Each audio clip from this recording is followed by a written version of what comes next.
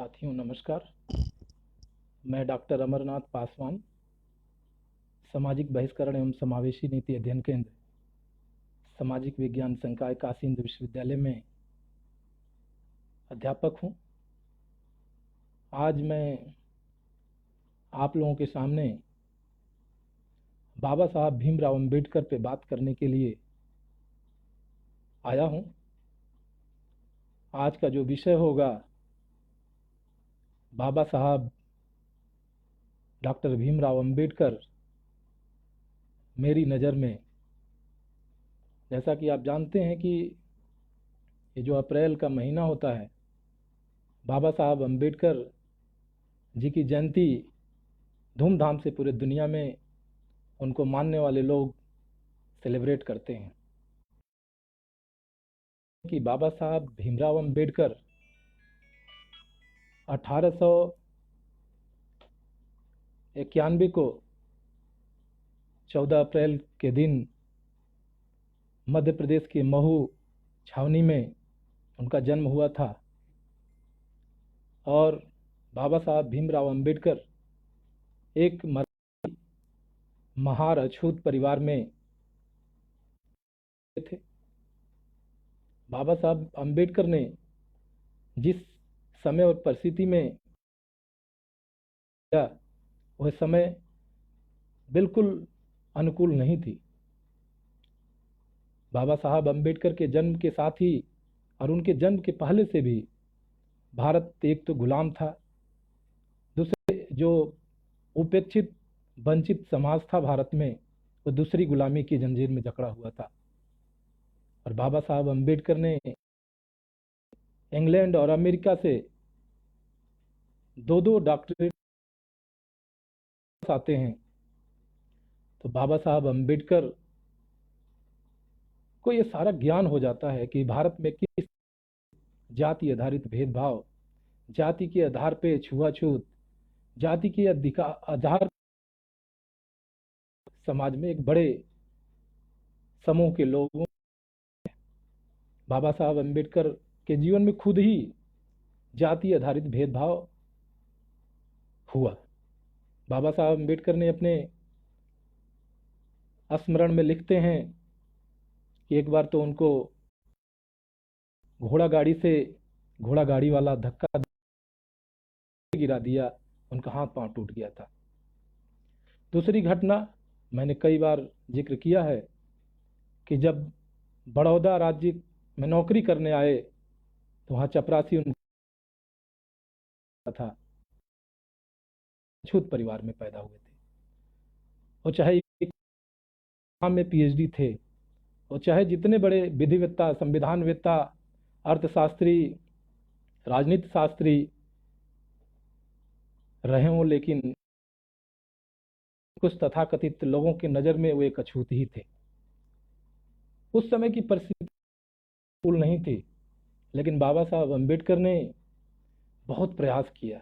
बाबा साहब अंबेडकर ने जो प्रयास किया, बाबा साहब अंबेडकर के प्रयास से आज का जो समय है इस देश के अंदर, जो अमन और चैन का समय है, वो शायद हमें ऐसा लगता है बाबा साहब अंबेडकर जैसे तमाम मनीषियों ने प्रयास किया होगा।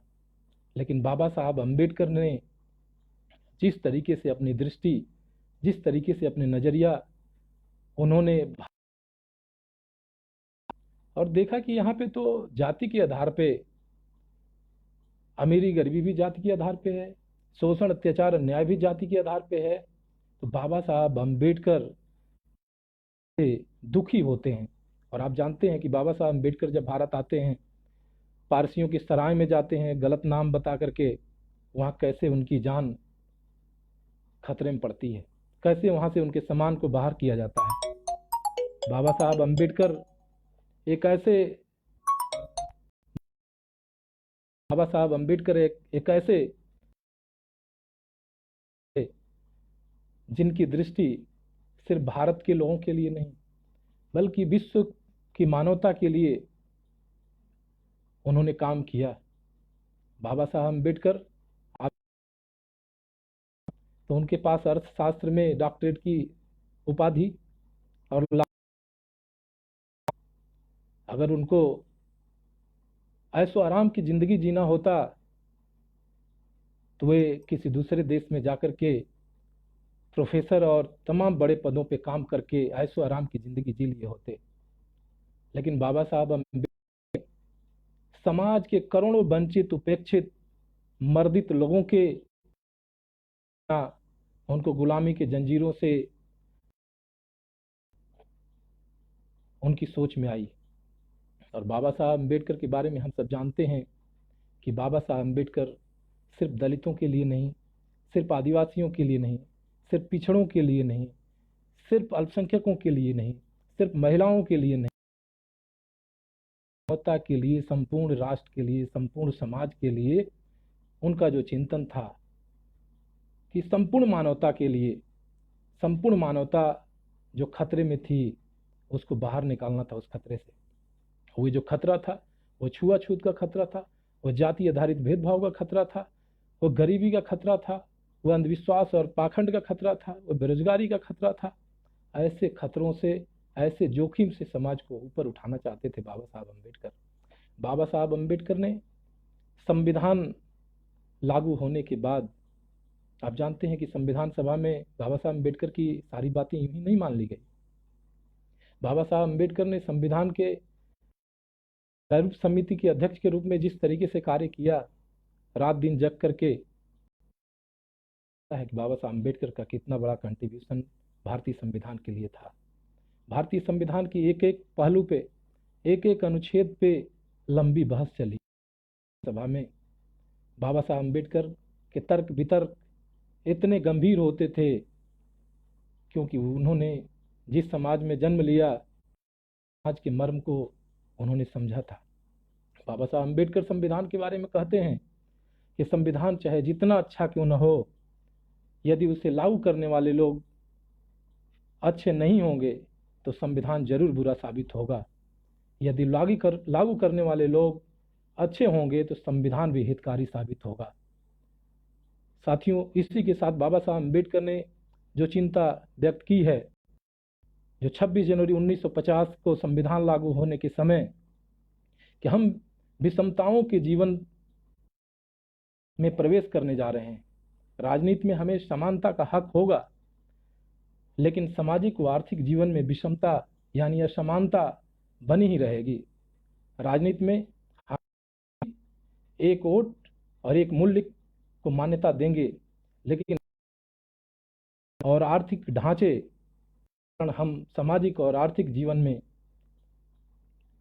जो एक मूल्य के सिद्धांत को नकारेंगे, तब तक हम सामाजिक और आर्थिक जीवन में समानता को अस्वीकार करते रहेंगे, इसे नकारते रहेंगे, तो हम हमारे राजनीतिक में डालेंगे। हमें इन विषमताओं को जितना जल्दी हो सके समाप्त कर देना चाहिए।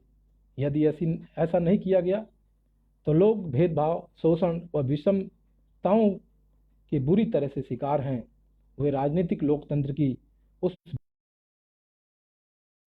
जिसे इस संविधान सभा ने कड़ी मेहनत से बनाया है, ये बाबा साहब अम्बेडकर का विचार है। और बाबा साहब अम्बेडकर के इस विचार समझ सकते हैं कि बाबा साहब अम्बेडकर की नज़र में लोकतंत्र, भारतीय समाज और यह देश किस तरीके का था। बाबा साहब अम्बेडकर की जो सोच थी एक सुंदर राष्ट्र बनाने की। बाबा साहब अम्बेडकर ने जिन भेदभाव में संघर्ष करना शुरू किया, वो चाहे पानी पीने को लेकर के आंदोलन चलाना हो, चाहे सार्वजनिक जगहों पे करोड़ों वंचितों को प्रवेश दिलाने को लेकर के आंदोलन हो, बाबा साहब अम्बेडकर ने सभी दिशा में, वो चाहे सांस्कृतिक क्षेत्र हो, आर्थिक क्षेत्र हो, राजनीतिक क्षेत्र हो, धार्मिक क्षेत्र हो या सामाजिक क्षेत्र हो, सभी क्षेत्रों में बाबा साहब अम्बेडकर ने समाज के उन हाशिए के समाज को मुख्य धारा में लाने का प्रयास कर रहे थे।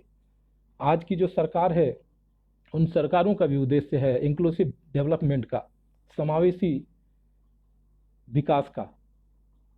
समावेशी लोकतंत्र की बात बाबा साहब अम्बेडकर करते थे। आज की सरकारें समावेशी विकास की बात कर रही है। बाबा साहब अम्बेडकर था वो समावेशी विकास का था। सब जब सबका विकास होगा साथियों। लेकिन आज हम देख सकते हैं कि किसका साथ और किसका विकास हो रहा है। बाबा साहब अम्बेडकर 14 अक्टूबर 1956 में जिस धर्म में पैदा हुए थे उस धर्म को छोड़ना अच्छा समझे, क्योंकि 1935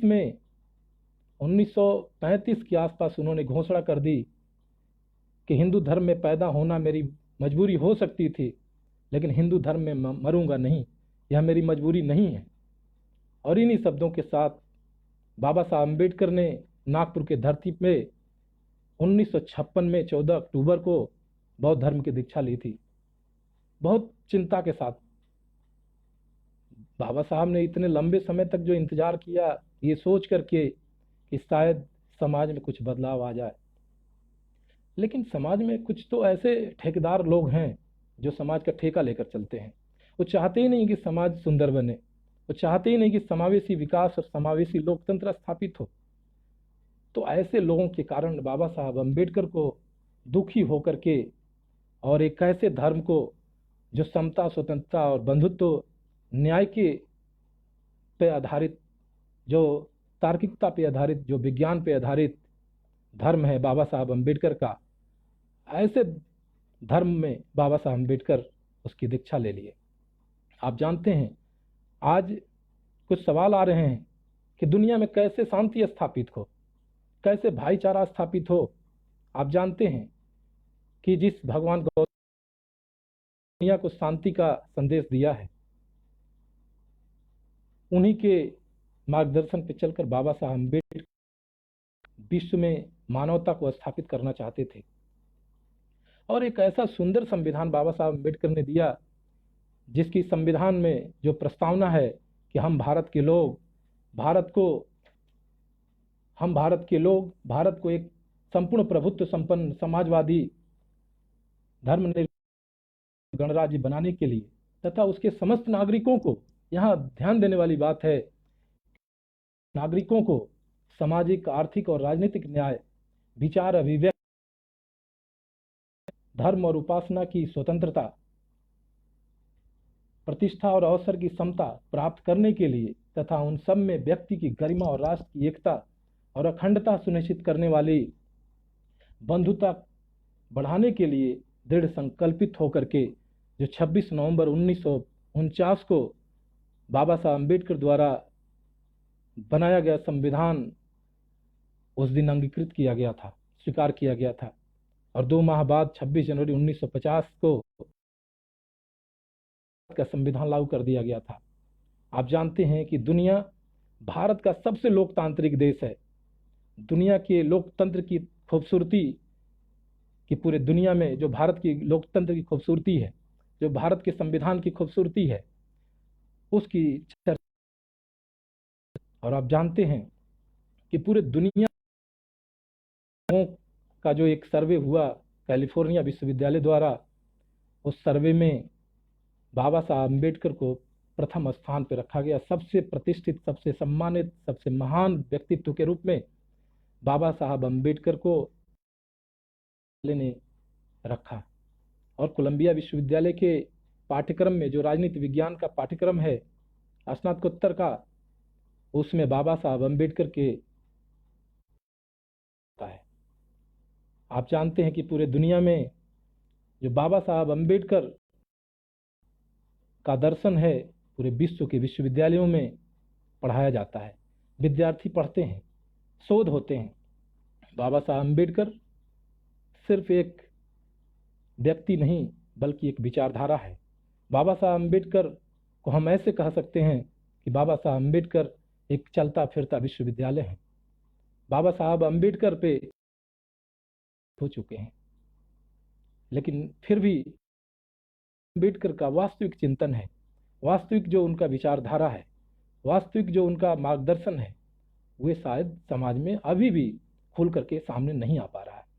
उसके पीछे जो कारण है कि अम्बेडकर को जो मानने वाले लोग हैं, एक तो 2 तरीके के लोग हैं। एक अम्बेडकर के समाज पैदा हुए जो समाज के तरह तरह के दंश को झेले, वो चाहे जातिवाद का दंश हो, छुआछूत का दंश हो, भेदभाव का दंश हो, गरीबी का दंश हो, बेरोजगारी का दंश हो, किसी भी तरीके का दंश। ये वो समाज है जो इन सब दंश को नहीं झेला, वो भी अंबेडकर को मानता है। दोनों अंबेडकर को मानने वाले समाज में बहुत अंतर है। एक तो उदाहरण के रूप में हम ये कह सकते हैं कि धूप में कोई श्रमिक काम कर रहा हो, मई जून का महीना हो, पसीना हो रहा हो, तड़फड़ाती धूप हो, और उसमें एक मजदूर काम कर रहा हो, और एक व्यक्ति एयर कंडीशन कार से, बंद शीशे के कार से बैठा हुआ देखता है और बोलता है कि बेचारा कितना मेहनत कर रहा है इतनी गर्मी में। तो दोनों समाज में हमें लगता है कि यही अंतर है। एक समाज एयर कंडीशन में बैठ करके एक दूसरे समाज के बारे में दुख व्यक्त करता है कि बेचारे कितने तड़प रहे हैं, कितना उनके साथ भेदभाव हो रहा है, क्योंकि उस समाज में भी बहुत अच्छे लोग हैं, बहुत अच्छा काम कर रहे हैं दूसरे समाज के लिए। क्योंकि बाबा साहब अम्बेडकर, अगर बाबा साहब अम्बेडकर बने तो उसमें सिर्फ उनके समाज का सिर्फ योगदान नहीं था, उसमें दूसरे समाज का भी योगदान था। और बाबा साहब अम्बेडकर को पढ़ने के लिए तो साहू जी महाराज और बड़ौदा राज्य से बहुत सहयोग मिला। लेकिन आप जानते हैं कि जो प्राइमरी की पढ़ाई थी बाबा साहब अम्बेडकर की, और अम्बेडकर जो उनका सरनेम था वो किसी दूसरे समाज के व्यक्ति द्वारा दिया गया था। तो आज जो जरूरत है भारत के अंदर मानवता, समता, स्वतंत्रता, बंधुत्व और न्याय स्थापित कैसे हो, इस पे हम सबको मिलकर के दोनों समुदायों को, दोनों पक्ष के लोगों को काम करने की जरूरत है। हमें लगता है कि जिस तरीके से अम्बेडकर के समाज के लोग तड़प रहे हैं समाज की मुख्य धारा में जाने के लिए, हमें लगता है कि अगर ऊपर का समाज अगर 2 कदम पीछे हो जाए और जो तड़प रहे समाज के लोग हैं उनका अगर हाथ पकड़ ले, तो हमें लगता है कि भाईचारा भी स्थापित हो जाएगी और भारत के समाज में समता, स्वतंत्रता, बंधुत्व और न्याय की जो बात बाबा साहब अम्बेडकर करते हैं पूरी तरीके से लागू हो जाएगा और भारत दुनिया में अग्रणीय देशों में गिना जाएगा। जो विश्व गुरु बनने की एक कल्पना है, बाबा साहब अम्बेडकर भी इस पे बहुत सारी बात कहते हैं। विश्व गुरु बनने का जो एक सोच है भारतीयों का, हमें लगता है कि भारत विश्व गुरु बन जाएगा अगर बाबा साहब अम्बेडकर के बताए हुए और उनके जैसे तमाम मनुष्यों के बताए हुए अगर मार्ग पे भारत चलता है, भारत के लोग चलते हैं और भाईचारा अगर स्थापित कर लेते हैं। जिस तरीके से आज जाति के आधार पर हिंसा हो रहा है, जिस तरीके से सांप्रदायिक दंगे फैलाए जा रहे हैं, क्या आपको लगता है कि भारत में भाईचारा स्थापित हो पाएगा? एक तो हम 1947 के दंश से गुजर रहे हैं। 1947 में भारत का 2 टुकड़ा हुआ, चाहे गलती किसी की भी रही हो, चाहे गलतियां किसी भी तरीके की रही हो, लेकिन क्या उन्हीं गलतियों को हम बार बार दोहराते रहेंगे? बाबा साहब अम्बेडकर को जो व्यक्ति पढ़ेगा, बाबा साहब अम्बेडकर के दर्शन को जो व्यक्ति मानेगा, हमें लगता है कि ना ही वह किसी धर्म की बात करेगा, ना ही किसी जाति की बात करेगा। और वास्तव में अगर हम बाबा साहब अम्बेडकर के अनुयायी हैं तो पीछे क्या हुआ, कितना भेदभाव, अत्याचार, अन्याय हुआ, इस सब को इग्नोर करना पड़ेगा। हम अपना इतिहास खुद बनाएंगे। अगर हमारा इतिहास नहीं रहा है तो हम इतिहास लिखें। कौन हमको इतिहास लिखने से रोक रहा है? कौन हमको आगे बढ़ने से रोक रहा है? अगर कोई रोक रहा है तो उसको हमें जवाब देना होगा। जवाब तभी देंगे जब बाबा साहब अम्बेडकर को समग्रता के साथ समझेंगे, जब हम अपने जो कुल में पैदा हुए महापुरुषों को पढ़ेंगे, समझेंगे, उनसे लाभान्वित होंगे, तब जाकर के हम अपने दुश्मनों का जवाब दे पाएंगे। आप जानते हैं मत्स्य न्याय दुनिया में हमेशा रहा है। छोटी मछली को बड़ी मछली हमेशा खाती है। और इस बात को कहकर अगर हम रोना रो रहे हैं कि हमको समाज रोकता है, हमको आगे बढ़ने से रोका जाता है, हमको काम करने से रोका जाता है, तो हमें लगता है कि आज 21वीं सदी जो ज्ञान विज्ञान की सदी है, कलम का युग है, और इस कलम के युग में अगर हम ये रोना रोएंगे तो हमें लगता है कि हम अपने आप को पीछे करेंगे। आज बहुत सारी ताकतें हैं जो आपको रोकने का काम कर रही हैं, लेकिन ऐसी ताकतों से आपको लड़ना होगा। आप अपने अंदर आत्मविश्वास पैदा करिए। आत्मविश्वास कैसे पैदा होगा? सही रास्ते पे कैसे चलेंगे? जब बाबा साहब अम्बेडकर को समग्रता से समझेंगे, बाबा साहब अम्बेडकर के दर्शन को मानेंगे। आज हम कहाँ मानते हैं? बाबा साहब अम्बेडकर की बात करने वाले तो करोड़ों संख्या है, लेकिन जो बाबा साहब अम्बेडकर के समाज के लोग हैं, जो दलित कहते हैं, पिछड़े कहते हैं, बाबा साहब अम्बेडकर के नाम पे तो लड़ाइयाँ लड़ते हैं, मारपीट करते हैं, गाली गलौज करते हैं, कुछ खास जातियों को गाली देते हैं, लेकिन अपने जीवन में अपने व्यक्तिगत जीवन में क्या झांकते हैं कभी? ये क्या वे बाबा साहब अम्बेडकर के बताए हुए मार्ग पे चल रहे हैं? क्या वे बाबा साहब अम्बेडकर द्वारा जो भी बातें कही गई हैं उसको मानते हैं? बहुत सारे सवाल हैं। अगर दूसरे पे अंगुली उठा रहे हैं तो बहुत सारी अंगुलियां तो अपने तरफ इशारा करती हैं। हम अपने अंदर भी झांकें कि हमारे अंदर क्या कमियां हैं। आज हम ऐसे समाज में, ऐसे समय, ये जो संक्रमण काल का समय चल रहा है देश के लिए, समाज के लिए, आज हमारे जो अम्बेडकरवादी भाई हैं वो आपस में ही उनकी पटरी नहीं है, एक दूसरे को देख करके जलना, एक दूसरे को दबाना। तो हम दूसरे शक्तियों से, अपने विरोधी ताकतों से कैसे हम लड़ेंगे? तो सबसे पहले अगर हम बाबा साहब के अनुयायी हैं, गौतम बुद्ध के अनुयायी हैं, या महापुरुषों के अनुयायी हैं, विशेष रूप से अगर बाबा साहब अम्बेडकर को समझें, तो हमें लगता है कि हम सबको मिल करके अपने कमियों को भी विचार विमर्श करना होगा कि हमारे अंदर क्या कमी है, कहाँ हम पीछे हो रहे हैं, किस कारण से पीछे हो रहे हैं। उन कारणों को जान करके उसको दूर करना होगा।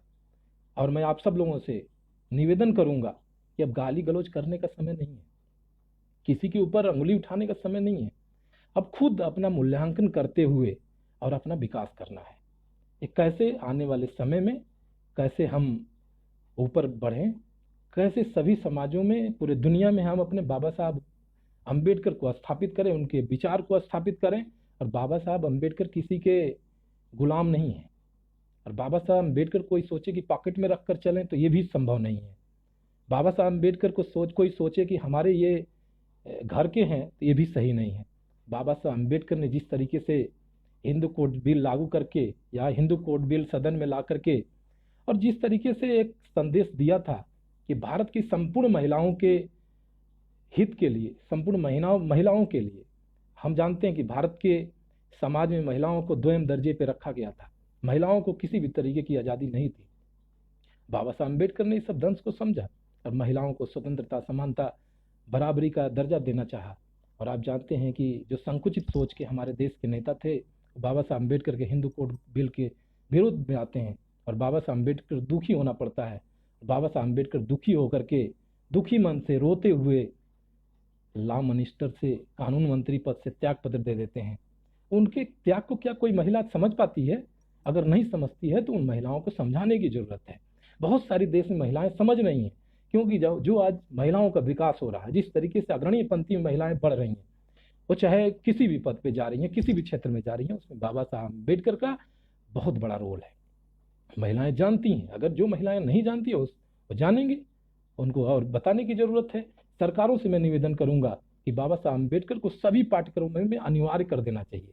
वो चाहे आईटी का हो विद्यार्थी, चाहे मेडिकल का हो, चाहे साइंस का हो, कॉमर्स का हो, बाबा साहब अम्बेडकर के दर्शन में आप देखेंगे तो विज्ञान भी है, कॉमर्स भी है, प्रबंध भी है, टेक्नोलॉजी भी है, पॉलिटिकल साइंस भी है, इकोनॉमिक्स भी है, हिस्ट्री भी है, एंथ्रोपोलॉजी भी है। सारा विषय समग्रता के साथ बाबा साहब अम्बेडकर के चिंतन में दिखाई देता है।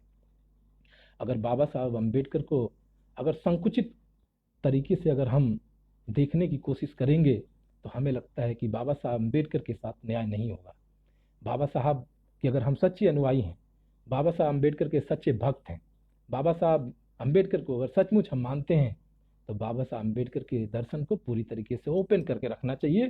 सभी लोगों के लिए, सभी पॉलिटिकल पार्टियों के लिए, सभी विचारधाराओं के लोगों के लिए अपने अपने तरीके से सब बाबा साहब अम्बेडकर को समझें। लेकिन बाबा साहब अम्बेडकर का जो सही मार्ग था, उसी मार्ग पे चलने का प्रयास सभी समुदायों को, सभी पार्टियों को, सभी विचारधाराओं के लोगों को करना चाहिए। इस समय हो क्या रहा है? बाबा साहब अम्बेडकर, अभी आप जानते हैं कि बाबा साहब अम्बेडकर के संपूर्ण वाङ्मय जो 21 वॉल्यूम में है, उसको गवर्नमेंट ऑफ महाराष्ट्र और गवर्नमेंट ऑफ इंडिया ने पब्लिश किया बहुत सालों तक, लेकिन अभी कुछ वर्षों से उसको रोका गया है। जो भी कारण हो, मुझे नहीं पता कारण, लेकिन जल्द से जल्द बाजार में लोगों तक बाबा साहब अम्बेडकर के संपूर्ण वाङ्मय को पहुंचाया जाए, क्योंकि ये समय इतना संक्रमण काल का चल रहा है कि बाबा साहब अम्बेडकर को हर व्यक्ति को पहुंचाना है। बाबा साहब अम्बेडकर को हर व्यक्ति समग्रता से बाबा साहब अम्बेडकर को समझे। मैं कल सुन रहा था, बाबा साहब अम्बेडकर मेरी नज़र में जो श्रृंखला चल रही है, जवाहरलाल नेहरू विश्वविद्यालय के हिंदी विभाग के प्रोफेसर डॉक्टर राजेश पासवान जी ने ये श्रृंखला शुरू की है। ये बहुत ही सराहनीय श्रृंखला है, बहुत ही सराहनीय उनका कार्य है। मैं कई लोगों को सुना, अभी मैं अपने बाद पद्मश्री आदरणीय मिलिंद कांबले जी को सुनूंगा। आप सब लोग जरूर उनको भी सुनिए। और मैं निवेदन करता हूं कि आज समाज को सही दिशा में ले चलने का समय आ गया है। हम जब से जन्म लिए हैं धरती पे, तब से देख रहे हैं कि सिर्फ गाली गलौज, एक दूसरे पे आरोप प्रत्यारोप का समय चल रहा है। और इससे हम कितना उन्नति किए हैं, कितना आगे बढ़ गए हैं, इसका भी मूल्यांकन होना चाहिए। और आज मूल्यांकन ये भी होना चाहिए कि हम किस तरीके से आगे बढ़ें ताकि संपूर्ण मानवता की बात कर सकें। ठीक है, मैं मानता हूं कि समाज में हमेशा विध्वंसक शक्तियां भी काम पैरेलल करती हैं। उन शक्तियों को भी करारा जवाब देना है। अगर हमारा भाई बनने के लिए तैयार हैं, हमारे साथ कंधा से कंधा मिला करके चलने के लिए तैयार हैं, तो उनका स्वागत हमको करना है, चाहे किसी जात धर्म के लोग हों। अगर हमारे देश के लोग हैं, अगर उनके अंदर बाबा साहब अम्बेडकर के विचारधारा को आगे बढ़ाने का अगर जज्बा है, अगर बाबा साहब अम्बेडकर को सचमुच मानते हैं, सिर्फ वोट की राजनीति नहीं, सिर्फ वोट के लिए, किसी लालच के लिए, किसी फायदे के लिए बाबा साहब अम्बेडकर का अगर कोई मानता है, तो मैं उससे निवेदन करूंगा कि वो बाबा साहब अम्बेडकर की बात करना छोड़ दे। बाबा साहब अम्बेडकर की अगर बात करना है तो वास्तव में दिल से बात करनी होगी। बाबा साहब अम्बेडकर के थॉट के साथ भावनाएं भी जुड़ी होनी चाहिए। ऐसा नहीं कि बाबा साहब अम्बेडकर सिर्फ वोट दिलाने की मशीन है, बाबा साहब अम्बेडकर राजनीति करने की मशीन है। ऐसा करने वाला कितना दिन करेगा ऐसा काम? ऐसा करने वालों को समाज समझेगा और करारा जवाब उसको मिलेगा, चाहे जो भी धूर्तता बाबा साहब अम्बेडकर के नाम पे कर ले। मैं निवेदन करूंगा कि जो लोग ऐसा काम कर रहे हैं वो छोड़ दें।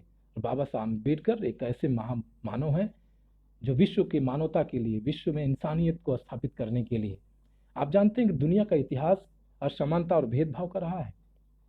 चाहे अमेरिका में गोरे कालों का भेदभाव हो, चाहे साउथ अफ्रीका में भेदभाव रहा हो। आप जानते हैं कि मार्टिन लूथर किंग ने किस तरीके से प्रोटेस्टेंट या ईसाई धर्म का विरोध किया, क्योंकि वहां भी बहुत सारी बुराइयां आ गई थी। दक्षिणी अफ्रीका में नेल्सन मंडेला का आप नाम सुने हैं। नेल्सन मंडेला ने जिस तरीके से आंदोलन किया, जैसे 27 वर्षों तक नेल्सन मंडेला को जेल के सलाखों में रखा गया। तो ये बात सही है कि जो भी सही रास्ते पे चलेगा, वो चाहे सुकरात हो, बाबा साहब अम्बेडकर हो, नेल्सन मंडेला हो या मार्टिन लूथर किंग हो, जो भी सच्चे रास्ते पे चलेगा उसको आग पे चलना ही होगा। चाहे आज हम आप कोई भी व्यक्ति अगर सही रास्ते पे चलना चाहते हैं तो आग पे चलना होगा।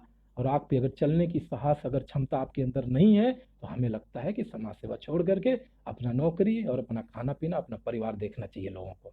बाबा साहब अम्बेडकर जैसे महापुरुष जो हमको सीख देते हैं कि हम पर्सनल बहुत सारी चीज़ों को त्याग करके संपूर्ण समाज को देखें। अब विशेष रूप से ऐसे समाज को जो समाज हाशिए पे हजारों वर्षों से रहा है, जो समाज आज खाना नहीं उसको मिल रहा है, आज उसके पास रोजगार नहीं है, आज उसके पास शिक्षा नहीं है। हम तो ये मानते हैं कि अगर सरकार सचमुच बाबा साहब अम्बेडकर को अगर समझ ले तो जो शिक्षा और स्वास्थ्य की समस्याएं हैं वो शायद हल हो जाएंगी। सरकारों को चाहिए कि भारत के अंदर अम्बेडकर के बताए हुए मार्ग पे चल करके शिक्षा समान कर देना चाहिए।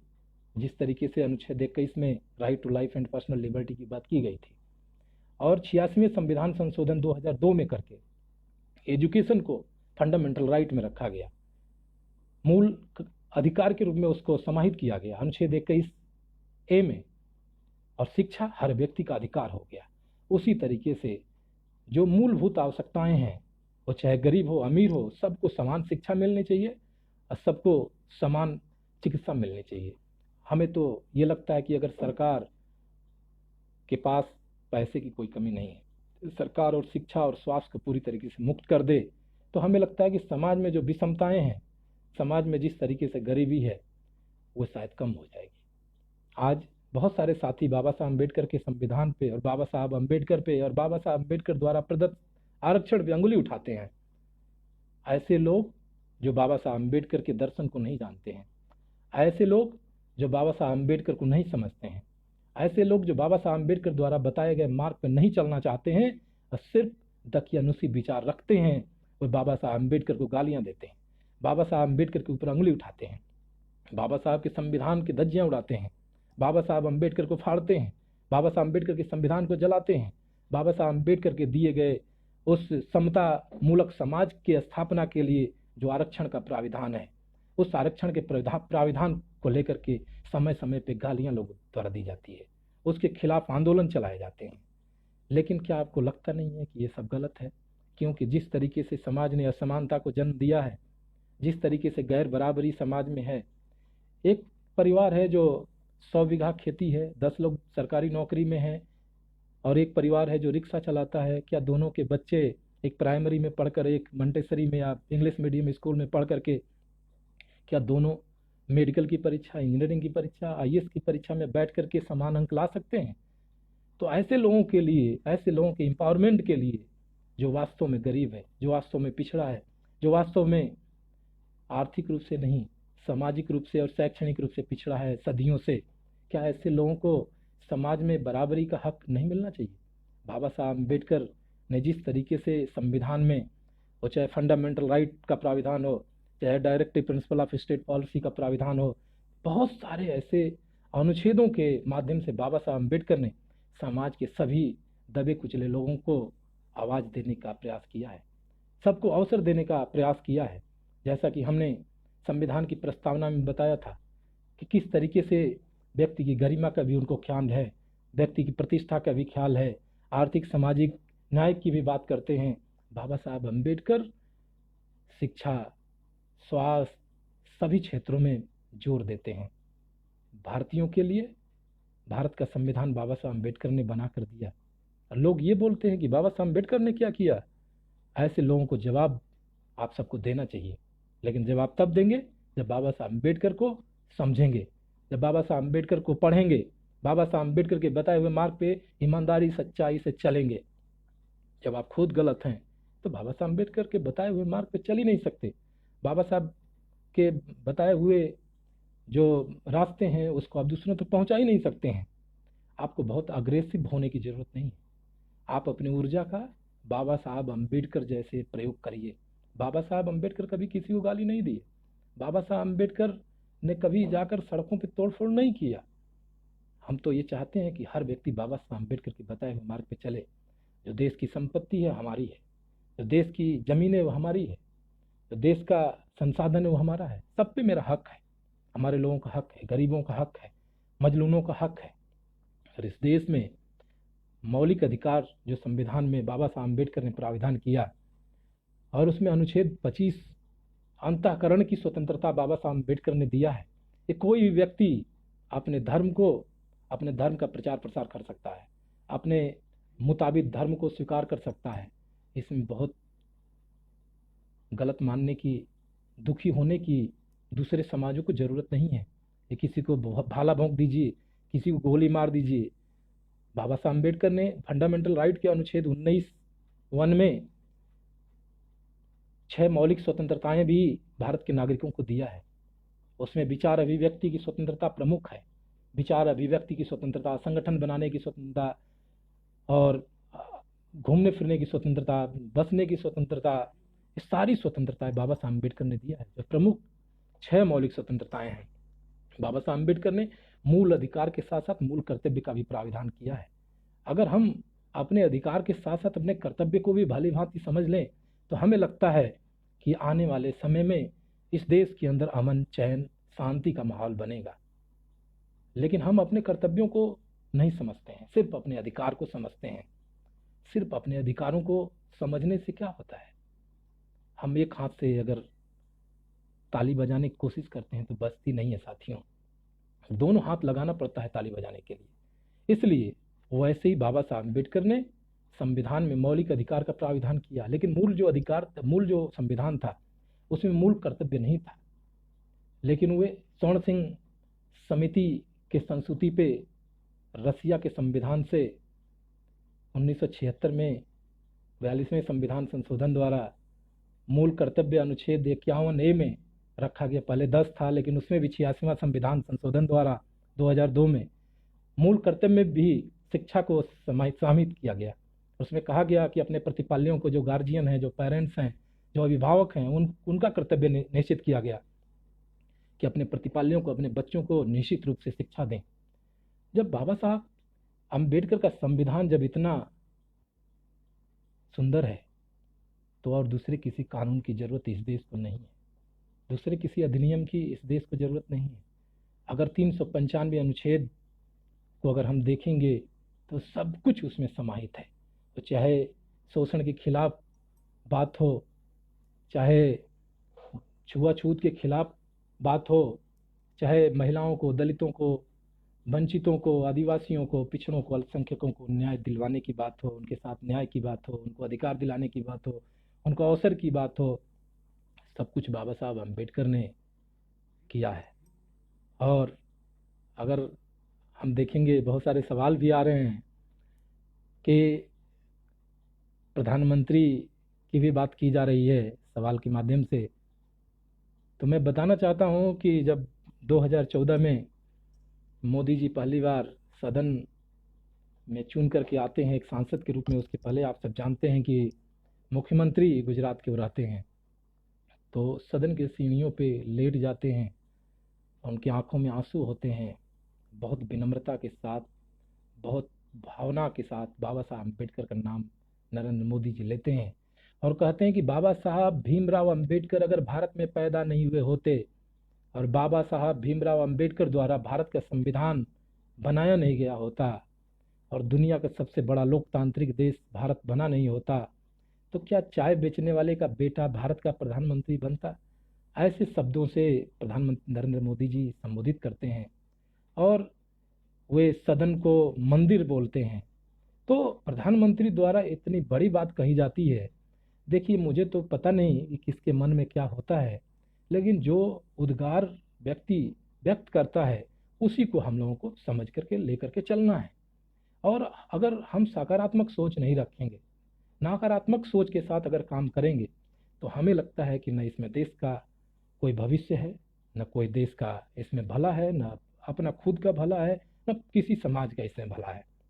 इसलिए हमें लगता है कि जितना भी हमारे समाज पे हिंसा हुआ, जिस तरीके से हमारे समाज के ऊपर सदियों से प्रताड़ना का शिकार बनाया गया, निरुग्यता लादा गया और हमेशा वंचित किया गया, वो तो ठीक है। लेकिन आज हम देखेंगे कि आज भी हमारे जो दलित समाज के लोग हैं, जो उपेक्षित समाज के लोग हैं, उन समाजों के ऊपर आज भी अत्याचार, अन्याय की घटनाएं कम होने का नाम नहीं ले रही है। आज हमारे विद्यार्थियों को विश्वविद्यालयों में आत्महत्या करने के लिए विवश होना पड़ रहा है। आज हमारे कर्मचारियों को संस्थाओं में भेदभाव, छुआछूत का शिकार होना पड़ रहा है। बहुत सारे उदाहरण हैं। लेकिन मैंने कहा ना कि सकारात्मक सोचने का समय है। नकारात्मक सोच को थोड़ा सा हमें दरकिनार करना होगा और अपनी दृष्टि सकारात्मक दिशा में ले जानी होगी। नकारात्मकता को भी देखना होगा, उस पर भी दृष्टि दौड़ानी होगी। और जो इस तरीके के संकुचित विचारधारा वाले लोग समाज में कुछ हैं, उनको भी मुंहतोड़ जवाब देने की ज़रूरत है। हमें लगता है कि भारत हमारा देश है। भारत के सभी संपदा पे, सभी जो संसाधन हैं, उस पे हमारे सभी लोगों का हक है। इसलिए हक है कि we the people of India Bharat के संविधान की प्रस्तावना में शुरुआत में कहा गया है। हम भारत के लोग मतलब जो सॉवरेंटी है, जो सर्वोच्च सत्ता है, जो सर्वोच्च शक्ति है, सुप्रीम पावर है, वो हमारे आप में है। हम सब अपने प्रतिनिधियों के माध्यम से सदन में उस संप्रभुता को भेजते हैं और उस संप्रभुता का फायदा उठा करके सदन में लोग कानून बना करके हम ही को फिर संचालित करते हैं। लेकिन आप जानते हैं कि बाबा साहब अम्बेडकर ने संविधान में एक व्यक्ति एक वोट का अधिकार दिया और सबके वोट का मूल्य समान है। लेकिन हमारे जो लोग हैं उनको मैं विशेष रूप से कहना चाहता हूं, जो गरीब लोग हैं, जो उपेक्षित लोग हैं, सदियों से उपेक्षा का शिकार रहे हैं, मैं ये कहना चाहता हूं कि अपने वोट के महत्व को समझिए और किसी भी ऐसे दरिंदे को, किसी भी ऐसे अपराधी किस्म के लोगों को, किसी भी ऐसे समाज तोड़ने वाली शक्ति को वोट ना करें। चाहे पॉलिटिकल पार्टी के रूप में हो, चाहे वो व्यक्ति के रूप में हो, चाहे किसी भी रूप में अगर आपके बीच में आ रहा है, उसको समझिए और बिना सोचे समझे अगर आप अपना वोट दे देते हैं, 5 साल तक वे नकारात्मक तरीके से समाज को तोड़ने के लिए, देश को तोड़ने के लिए, देश को कमज़ोर करने के लिए वह काम करता है, वह शक्तियाँ काम करती हैं। ऐसी शक्तियों को पहचानना है। वो हमारे बीच का भी हो सकता है, बाहर का भी हो सकता है, चाहे कोई भी हो।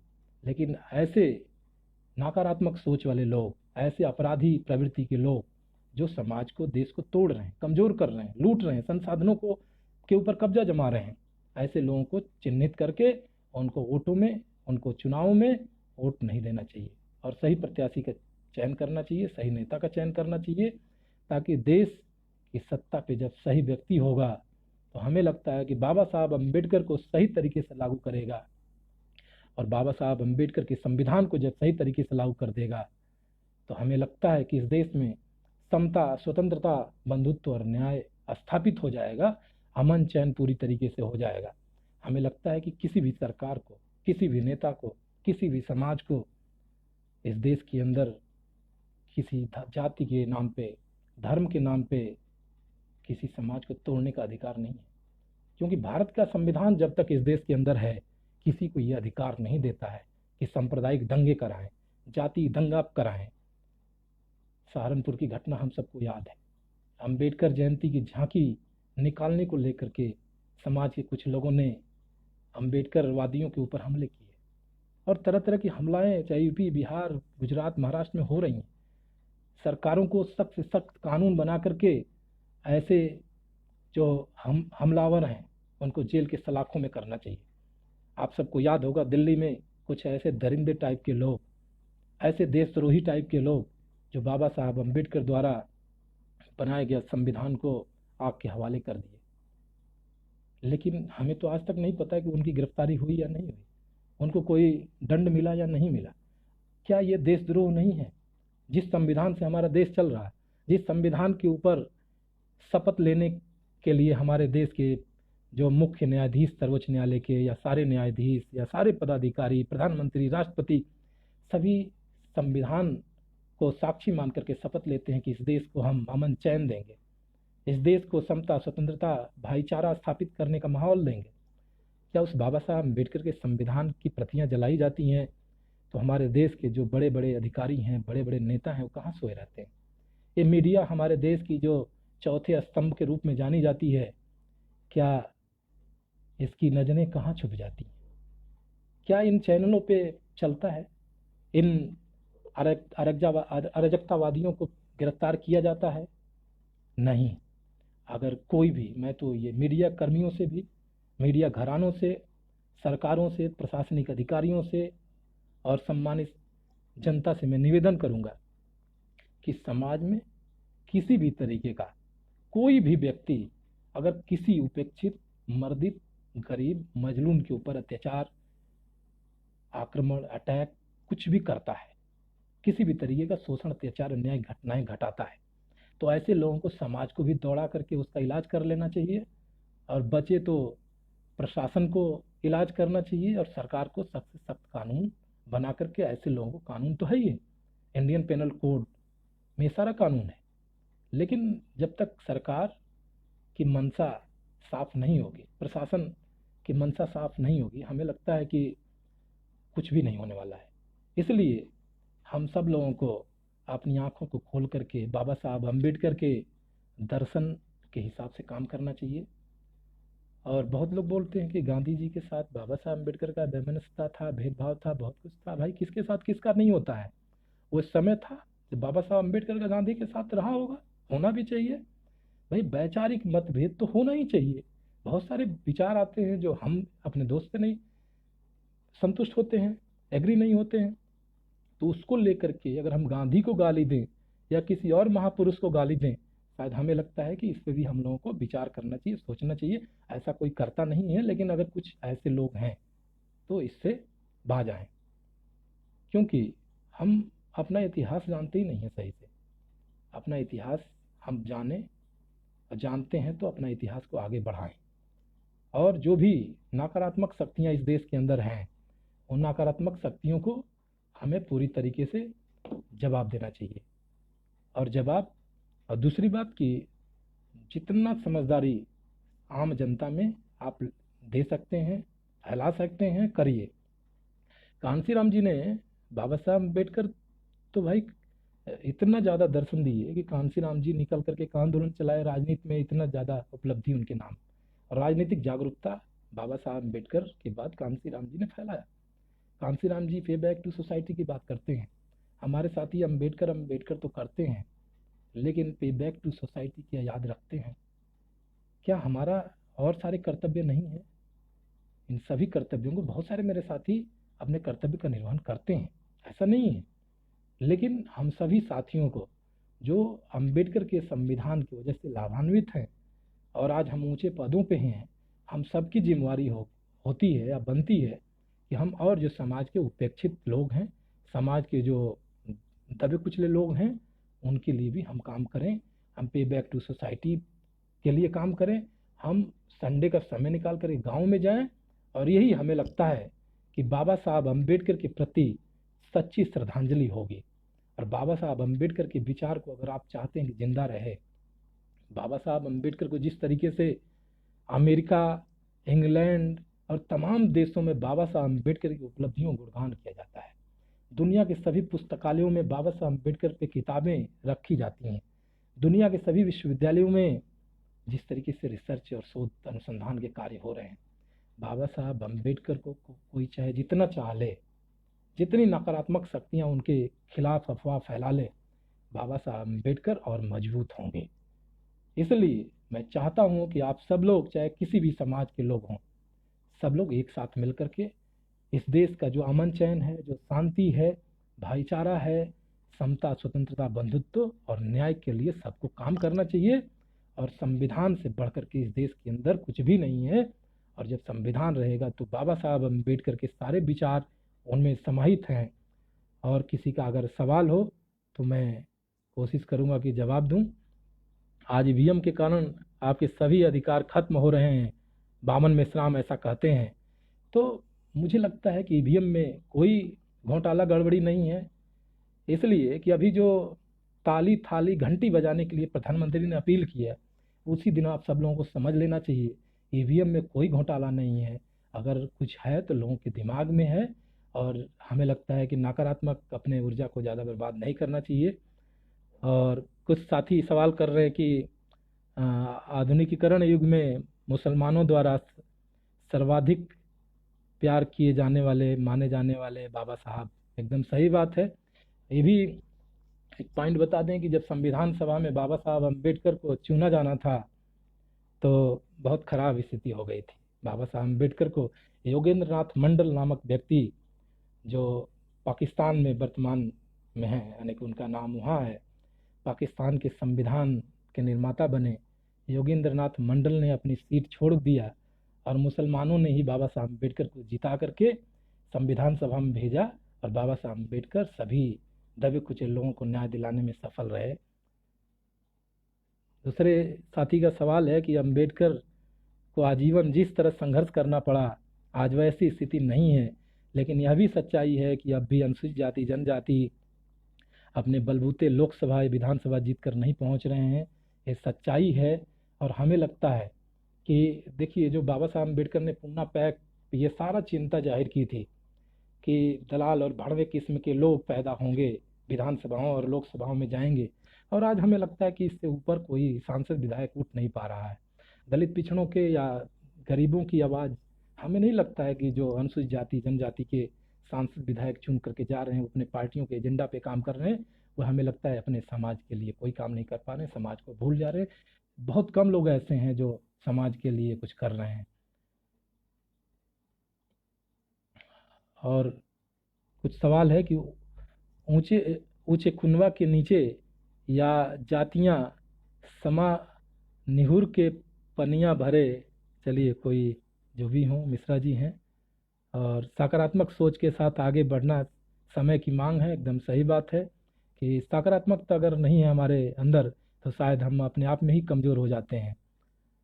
तो बहुत सारे सवाल हैं। महिलाएं आज नेतृत्व की भूमिका में हैं तो बाबा साहब अम्बेडकर की देन है, नहीं तो मध्यकालीन विचारधारा ने तो हमें सती जौहर होने के लिए ही छोड़ दिया था। सच्चाई है, आप सब लोग जानते हैं कि भारत की महिलाओं की दुर्गति थी। उनको पति के मृत्यु के बाद जबरदस्ती धक्का देकर के आग के हवाले कर दिया जाता था। लेकिन बाबा साहब अम्बेडकर ने जिस तरीके से महिलाओं को अधिकार दिलाने के लिए प्रयास किया, सैल्यूट करने लायक है। बाबा साहब अम्बेडकर को सभी महिलाएं समझें और बाबा साहब अम्बेडकर की उस विचारधारा पे मंथन होना चाहिए, हमेशा होना चाहिए। महिलाओं को, पुरुषों को, दलितों को, पिछड़ों को, अगड़ों को, अल्पसंख्यकों को, हिंदुओं को, सबको मिलजुल करके एक सुंदर समाज बनाना चाहिए। इन्हीं शब्दों के साथ मैं अपनी बात को यहीं विराम देना चाहता हूँ। आप सबको पुनः जय भीम, जय भारत। धन्यवाद।